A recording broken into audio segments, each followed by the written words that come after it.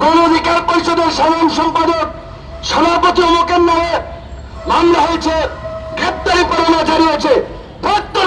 গ্রেপ্তারি মামলায় আর গ্রেপ্তারি পরোয়ানার খাতা পুরি, গ্রেপ্তারি পরোয়ানার মামলা এটা নতুন কি?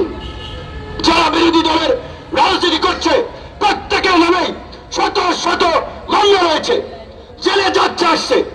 কেউ কি শেখ হাসিনার কাছে নথি স্বীকার করেছে? শেখ হাসিনার কাছে নথি স্বীকার করে নাই, ভবিষ্যতেও করবে না। আজকে শেখ হাসিনা ভাবছে রাম রাজত্ব কায়েম করেছে, যেভাবে খুশি সেভাবে করবে। নির্বাচনের নামে জনগণের সঙ্গে প্রহসন করছে, প্রতারণা করছে। জাতীয় নির্বাচন জনগণের টাকা খরচ করে আওয়ামী লীগের নেতাদেরকে দিয়ে হাস্যরসের নাটক মঞ্চস্থ করেছেন নির্বাচনের নামে। জাতীয় নির্বাচন গেছে, এখন স্থানীয় নির্বাচন, আবার সেই নাটক করছেন। এখন বন্ধুগণ, আমরা অবলা জনগণ, অবুঝ জনগণ এই প্রতারকদের ফাঁদে বারবার পা দিচ্ছি। আমরা বুঝতেছি না, নৌকা তুলে দিয়েছে যে দলীয় প্রতীক থাকবে না। এই স্থানীয় নির্বাচনে যখন দলীয় প্রতীক দেয় তখন আমরা বলেছিলাম শেখ হাসিনা এবং আওয়ামী লীগ সংঘাত সহিংসতাকে গ্রাম পর্যন্ত ছড়িয়ে দিয়েছে এই অভিশপ্ত নৌকা দিয়ে। এই নৌকা বলছে নুরুল আমিন নৌকা না, এই নৌকা দেশের মানুষের জন্য অভিশপ্ত নৌকা। এই নৌকাওয়ালারা যে কাজ করছে ফিরাউন নমরুদকেও ছাড়িয়ে গেছে, তাই আজকে জনগণ এই নৌকা থেকে মুখ ফিরিয়ে নিয়েছে। যেই কারণে আজকে স্থানীয় নির্বাচনে নৌকা তুলে দিয়েছে।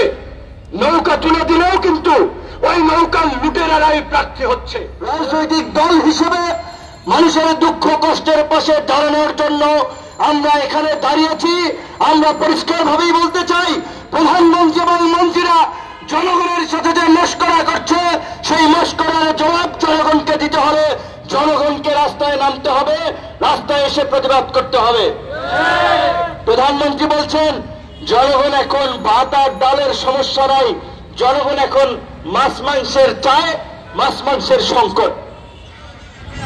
আমাদের আরেকজন মন্ত্রী রোজার মধ্যে শুনেছিলেন যে বলেছিলেন যে আঙ্গুর আপেল খেজুরের কি দরকার, বড়ই খাবেন বড়ই।